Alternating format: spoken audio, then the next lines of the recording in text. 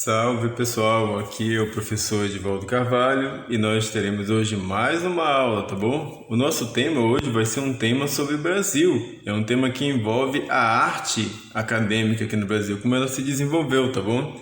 E o que é legal também desse tema é que eu tenho certeza que vocês já viram alguma das imagens que estão aqui, principalmente pelos livros aí de História do Brasil, né? Livro de História Geral, vocês devem ter visto alguma das imagens que nós vamos reproduzir hoje aqui, tá bom?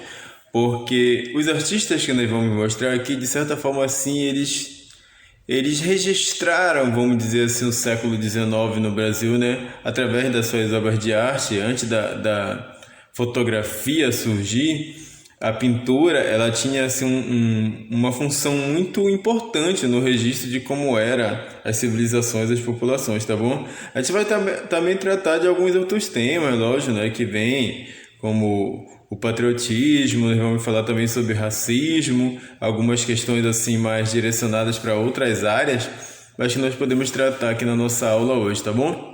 Então a nossa aula hoje vai ser sobre a Academia de Arte Brasileira e a Missão Artística Francesa, que são assuntos que estão interligados. Sejam bem-vindos a essa aula, eu espero que vocês gostem. Eu vou fazer relação com alguns assuntos que nós já estudamos e eu espero que vocês tenham visto os outros vídeos, tenham assistido as outras aulas para a gente conseguir entender direitinho o que a gente vai falar hoje aqui, tá bom? Então sejam bem-vindos e vamos lá.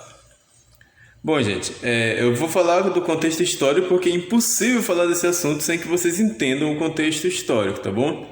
No início do século XIX, tá, em 1808, perdão, antes de 1808, o exército de Napoleão Bonaparte invadiu Portugal. Vocês lembram, gente, que eu falei para vocês que os franceses, eles lutaram muito para mudar o sistema de governo que tinha lá, né, que era uma monarquia, onde o rei tinha muitos direitos e tudo mais. O povo fez aquela revolução, chamada de Revolução Francesa. O Napoleão Bonaparte assumiu o poder lá, né, a França virou um império, mas aí eles lutaram tanto pela liberdade deles, começaram a perseguir os outros, né, conquistar outros territórios. Afinal, é isso que faz um império, né, uma conquista de territórios. Então, nessa, eles acabaram invadindo Portugal. Portugal, vocês sabem, né, era uma nação desenvolvida, muito desenvolvida naquela época e que tinha algumas colônias pelo mundo, inclusive o nosso querido Brasil.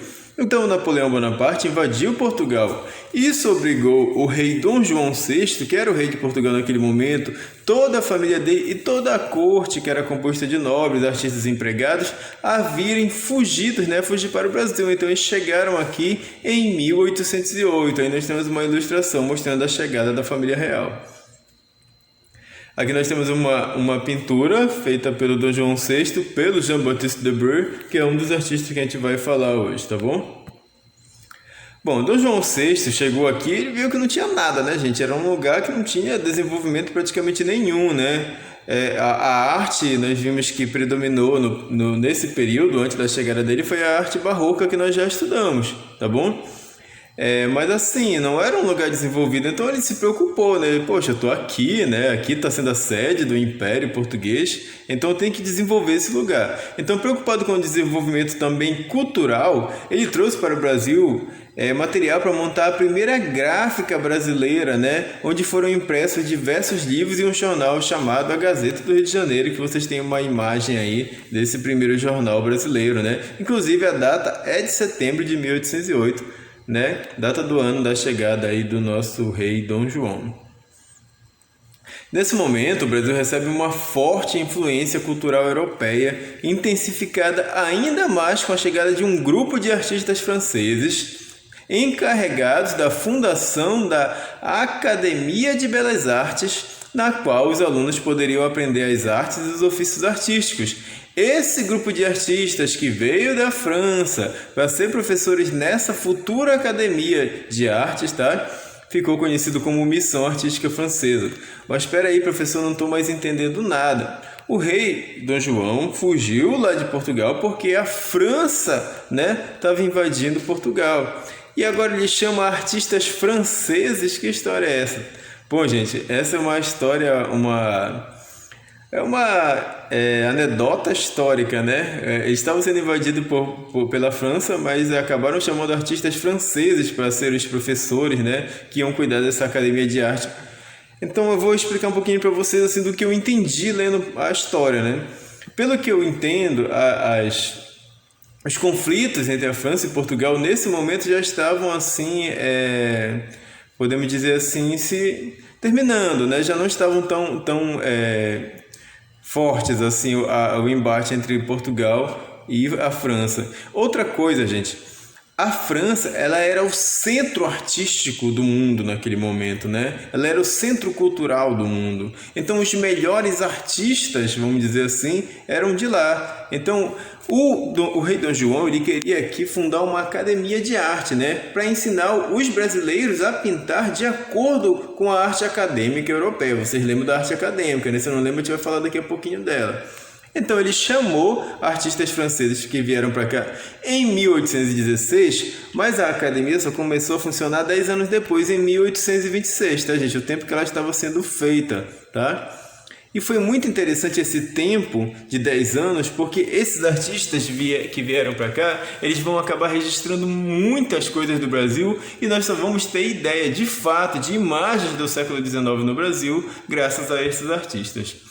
Em 1826, o prédio projetado por Grandjean de Montigny, o Grandjean de Montigny foi um dos artistas que veio, né, com a missão artística francesa. Então esse prédio ficou pronto em 1826 e a escola passou a funcionar plenamente com o nome de Academia Imperial de Belas Artes, né? Essa daí é a entrada da Academia Imperial de Belas Artes.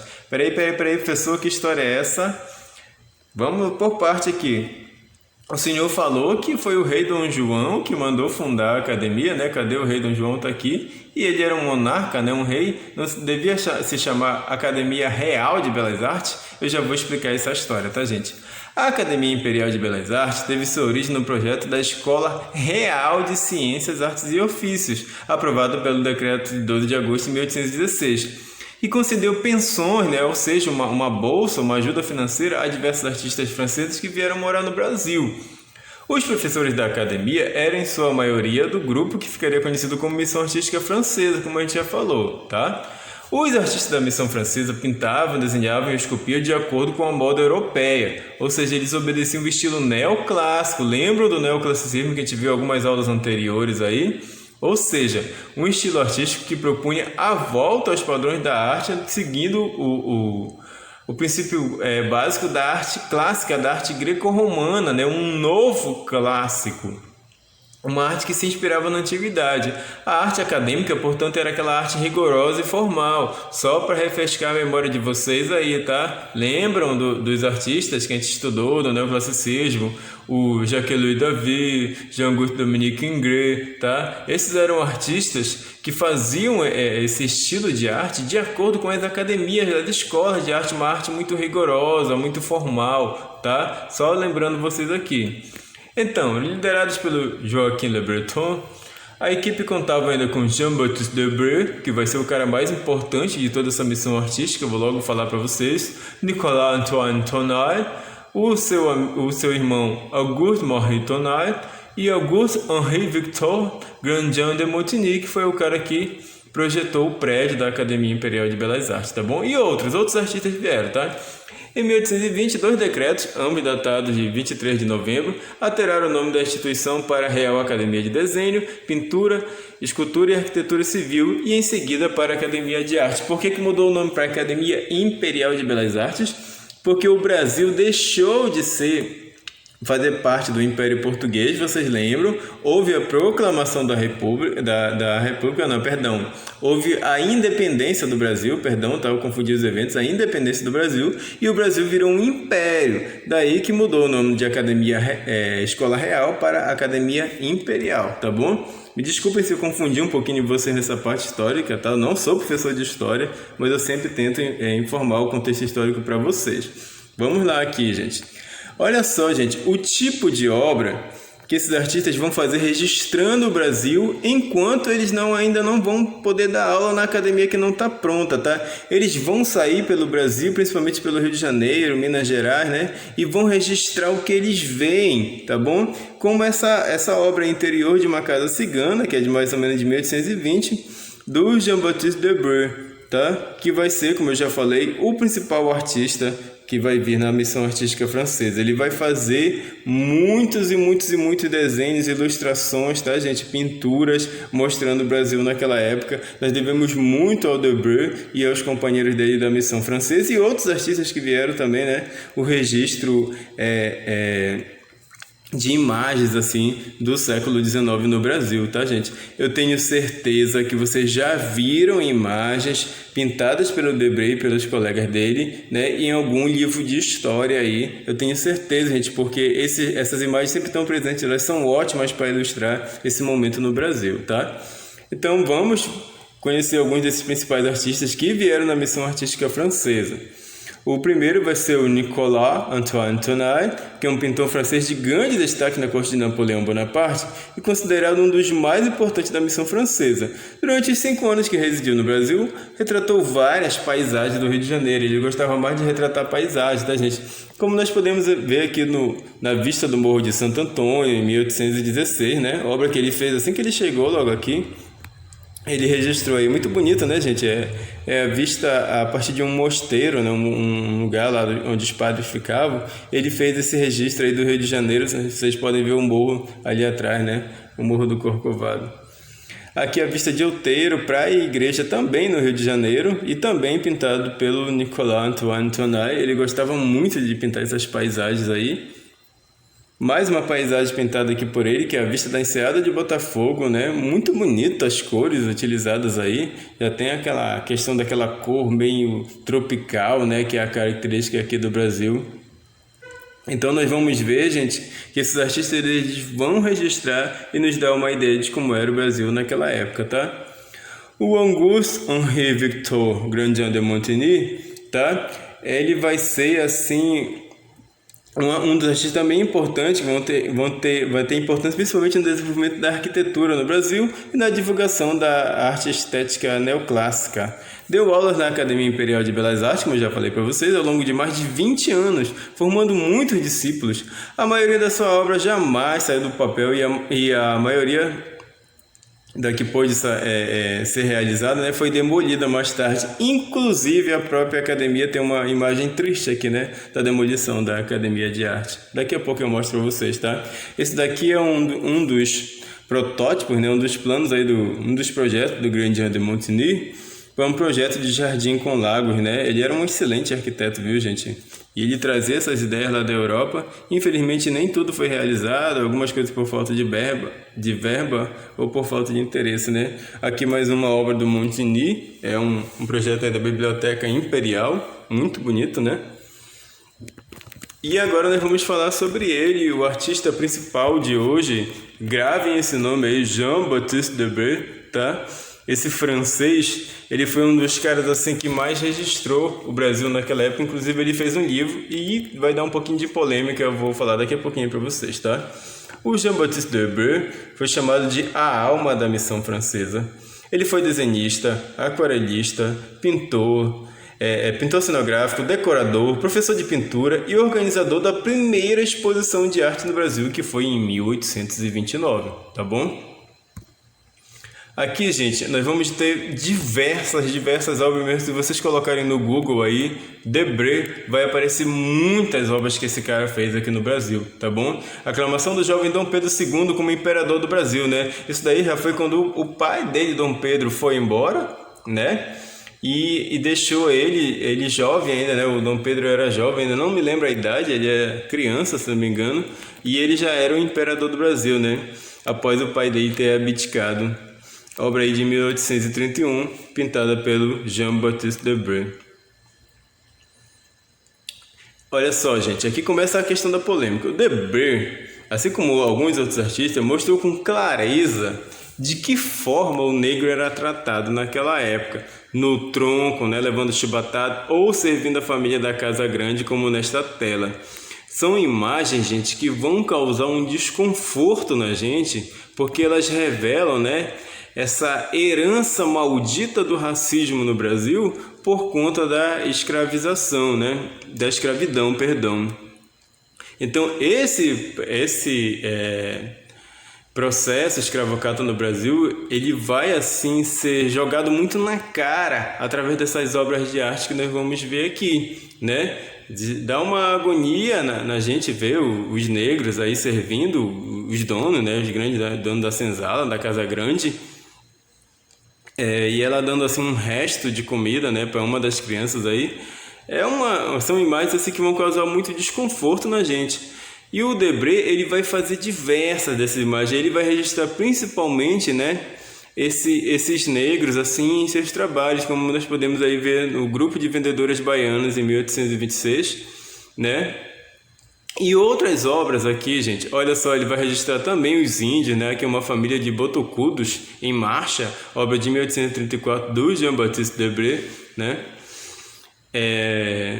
Ele vai ser muito importante, como eu já falei, para registrar a história nacional naquele momento. Gente, nós devemos muito a esse artista aqui. Olha aqui, gente, uma cena que causa muito desconforto, né? A aplicação do castigo do açoite por um próprio negro, né? Um capitão do mato aí, que tinha ganhado já a confiança do seu senhor, né? E agora já se achava superior aí aos outros negros. É uma história bizarra, né, gente?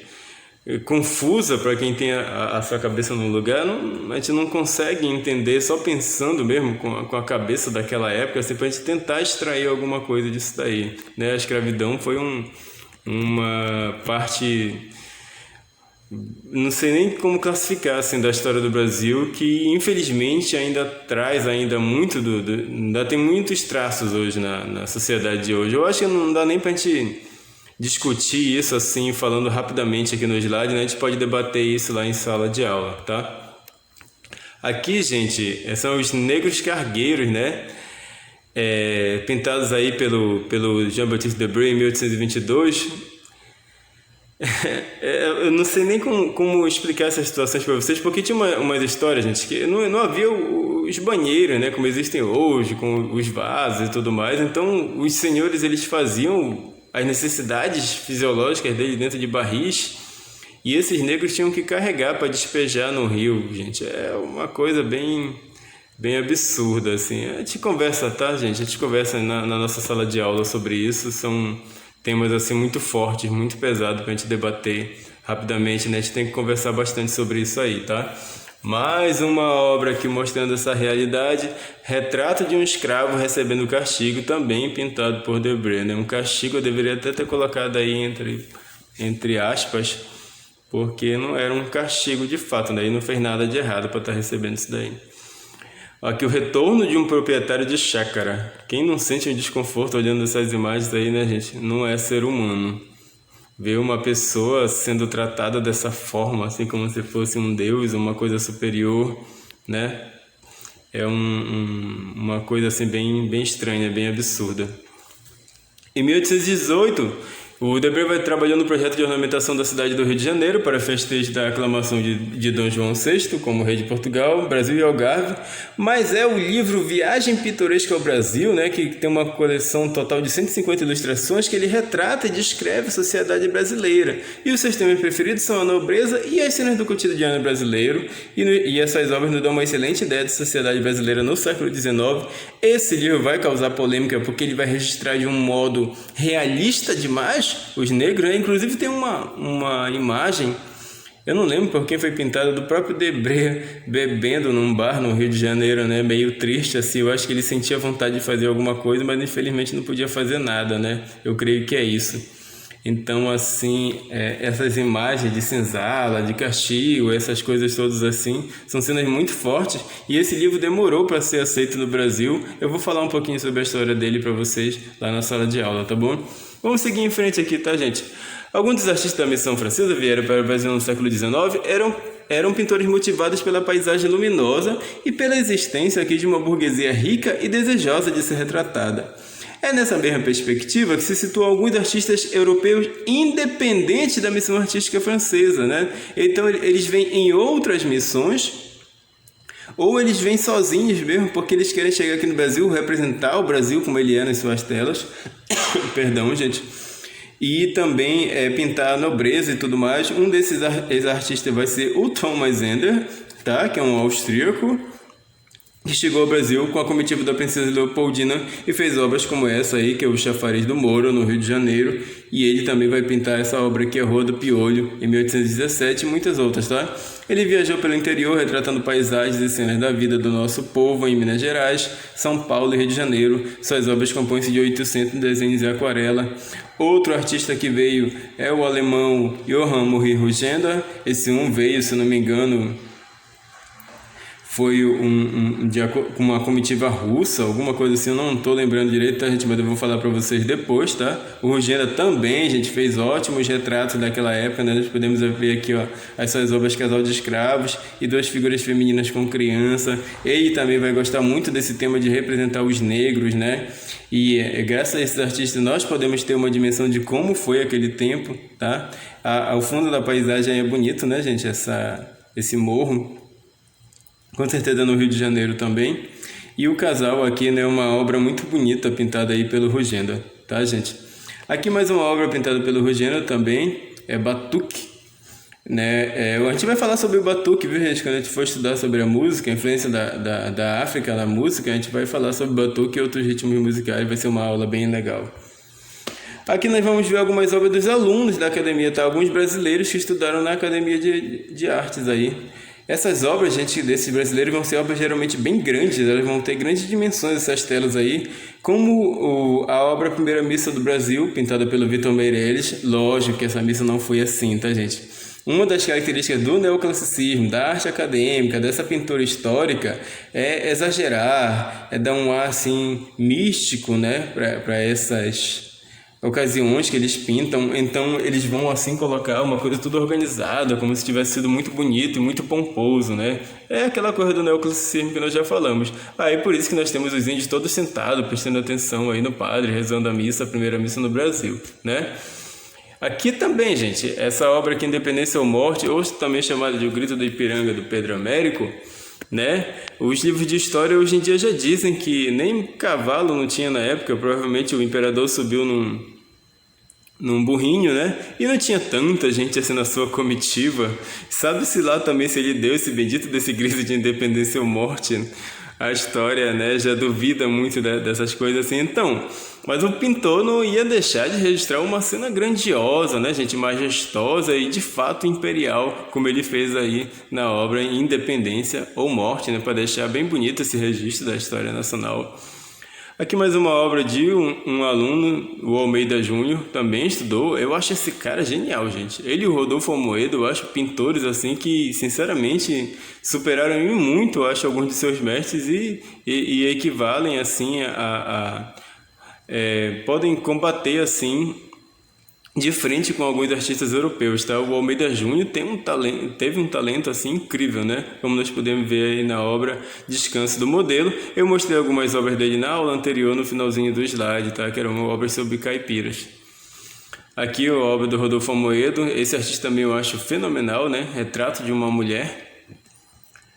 Aqui, gente, essa obra é muito linda, né? É Marabá, do Rodolfo Almeida, inspirado num poema, não lembro agora de quem. Só sei que ela era metade índia, metade portuguesa, então ela não era aceita nem pelos portugueses, né, brancos, e nem pelos índios, né? Ela se sentia rejeitada aí, a Marabá. Obra lindíssima, pintada pelo Rodolfo Almoedo. Uma obra de Melbiro de Almeida, também uma obra linda, gente. Linda, linda, linda, linda. A Rufus, né? Mostra aí o marido todo se achando, né? Se achando o dono da sua mulher que está aos seus pés aí, implorando alguma coisa. Uma obra muito, muito bonita, né? Moema, também uma obra que mostra essa questão das lendas, né, nacionais e tudo mais. É inspirada no livro, né, em que a Moema se apaixona por um português, e esse português, quando ele vai voltar para a Europa, ele acaba levando outra índia, que é a Paraguaçu, e a Moema se joga no rio atrás dele, né, ela acaba morrendo afogada, e seu corpo é levado aí para a praia. Aí o artista Vitor Meirelles deu um ar todo heróico, né, para essa figura aí da Moema, né. Ele a pintou assim dessa forma neoclássica, né? Toda pomposa a obra e todo com um caráter heróico, mitológico e tudo mais. Aqui, gente, a imagem triste que eu falei pra vocês, uma imagem de 1934, se não me engano, que é a demolição da Academia Imperial de Belas Artes. Ô, Brasil, só o Brasil mesmo, né, gente, para demolir a sua própria história, a sua própria cultura, derrubar, jogar abaixo e construir outra coisa. É uma coisa incrível esse nosso país, viu? Isso daí também, gente, marcou de certa forma uma queda assim no incentivo público à arte nacional. O nosso país hoje, eu posso dizer com toda a convicção, gente, sem medo de estar querendo ser um crítico radical ou ferrenho, que é um país que não respeita, não tolera e não quer saber da arte, né? Infelizmente, nós já fomos assim um país referência, nós podemos dizer, em questão de arte. Aí, infelizmente, nós chegamos a... Essa imagem ela é muito simbólica para mim. Ela mostra a demolição da cultura brasileira aí, tá? Da arte mesmo. Bom, só para terminar o slide aqui, gente, vale lembrar que em 1637, né, olha, um tempão antes aí da missão francesa, a convite de Maurício de Nassau, o Brasil já havia recebido uma comitiva de pintores com o dever de retratar o país. Dentre estes vieram ao Brasil Albert Eckhout e Franz Post. Vejamos a seguir algumas obras desta época, né, que registraram aí o Brasil holandês, vamos dizer assim. Aqui, gente, vocês podem ver que tem algumas semelhanças, né, com as obras dos outros artistas, dos artistas que vieram anos e anos e anos depois na missão artística francesa. Eles também registravam as pessoas, a cultura local, né, como esse homem africano, pintado pelo Albert Eckhout. Aqui um índio tapuia, né, também pelo Albert Eckhout. Mulher negra, pintado pelo Eckhout. O Eckhout também ele vai pintar aqui, gente, algumas frutas tropicais, né? Aí tem a banana, a mandioca, o coco, esse tipo de coisa, o abacaxi, né? Mamão, tudo muito bonito. Só para registro mesmo, viu, gente? Eu coloquei isso daí pra gente lembrar e não deixar passar em branco, né? Que outros artistas já vinham vindo para cá fazer registros do Brasil. Nossa aula termina por aqui, vamos lá pro Google Classroom.